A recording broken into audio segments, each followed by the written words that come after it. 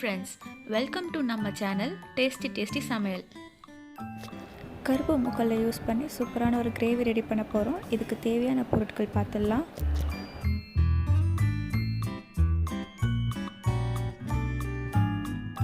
கருப்பு மூக்கடலை எடுத்திருக்கேன். இந்த கிரேவி கருப்பு மூக்கடலை தான் பண்ணணுன்ட்டு இல்லை, நீங்கள் வெள்ளை மூக்கடலை யூஸ் பண்ணி கூட பண்ணலாம். பட் கருப்பு மூக்கடலை ஹெல்த் பெனிஃபிட்ஸ் நிறைய இருக்குது. ஸோ அதனால் நான் கருப்பு மூக்கடலை யூஸ் பண்ணி பண்ணுறேன். கருப்பு மூக்கடலையே 6லேருந்து 7 மணி நேரம் தண்ணி ஊற்றி சோக் பண்ணி வச்சுருக்கேன். நல்லா ஊறினதுக்கப்புறமா ஒரு குக்கரில் போட்டு தண்ணி விட்டு 3லேருந்து 4 விசில் அளவுக்கு வேக வச்சு எடுத்து வச்சுருக்கேன். செய்ய ஸ்டார்ட் பண்ணலாம். ஒரு பேனில் 1லேருந்து 2 டேபிள் ஸ்பூன் அளவுக்கு ஆயில் விடுறேன். இன்றைக்கி நான் செக்கில் ஆட்டின கடலெண்ணெய் யூஸ் பண்ணியிருக்கேன். எண்ணெய் நல்லா காஞ்ச பிறகு 1 டேபிள் ஸ்பூன் அளவுக்கு சீரகம் போடுறேன். சீரகம் நல்லா பொரிஞ்ச உடனே பொடி பொடியாக கட் பண்ணி வச்சுருக்க ஒரு மீடியம் சைஸ் வெங்காயத்தை ஆட் பண்ணிக்கிறேன்.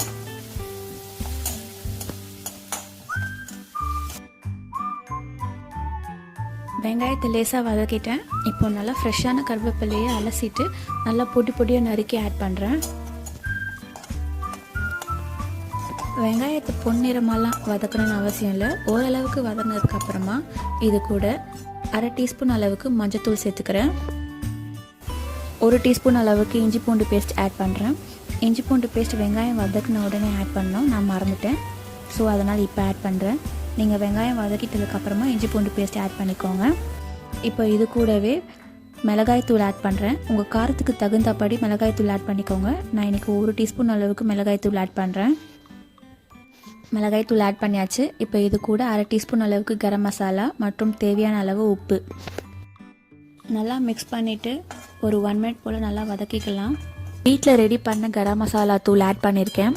நீங்களும் முடிஞ்ச அளவுக்கு வீட்லேயே ரெடி பண்ணி கரம் மசாலா தூள் ஆட் பண்ணுங்கள். எதுக்கு சொல்கிறேன்னா, கடையில் வாங்குகிற கரம் மசாலா தூளில் அந்த அளவுக்கு வாசம் இருக்காது. மசாலாலாம் நல்லா வதக்கியாச்சு. இப்போ 1 டேபிள் ஸ்பூன் அளவுக்கு தயிர் ஆட் பண்ணுறேன். நல்லா கெட்டியான தயிரை ஆட் பண்ணிக்கோங்க.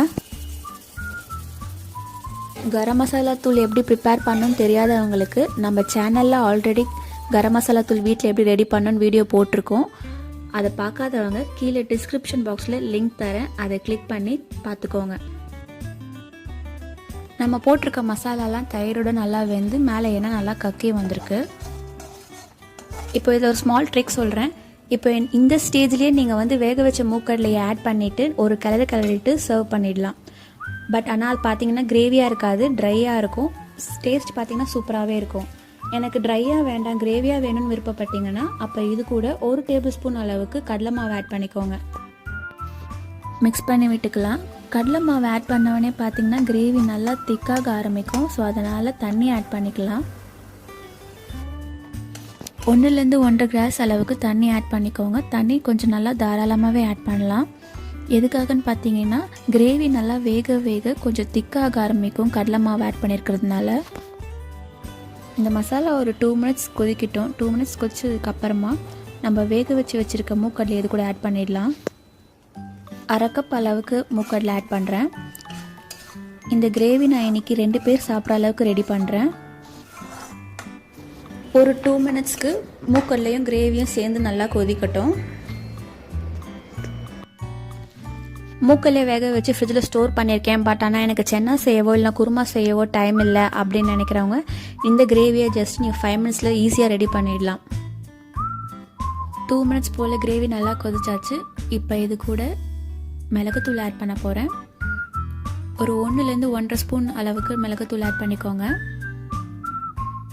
மிளகுத்தூள் பார்த்தீங்கன்னா ஜஸ்ட் ஃப்ளேவருக்காகவும் லைட்டாக அந்த ஸ்பைசினஸ்க்காகவும், ஸோ உங்கள் டேஸ்ட்டுக்கு தகுந்தபடி நீங்கள் ஆட் பண்ணிக்கலாம். பார்த்தீங்களா எவ்வளோ சிம்பிளாக இருக்குல்ல.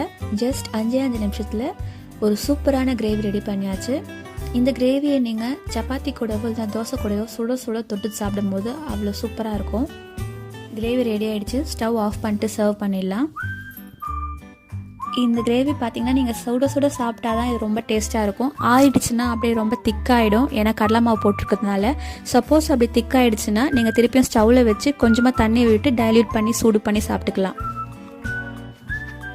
இந்த வீடியோ உங்களுக்கு பிடிச்சிருந்தா லைக் பண்ணுங்கள், உங்கள் ஃப்ரெண்ட்ஸ் எல்லாருக்கும் ஷேர் பண்ணுங்கள், அவங்களுக்கும் ஹெல்ப்ஃபுல்லாக இருக்கும். மேலும் இது போல் நிறைய ரெசிபி பார்க்க சேனலை மறக்காமல் சப்ஸ்கிரைப் பண்ணுங்கள்.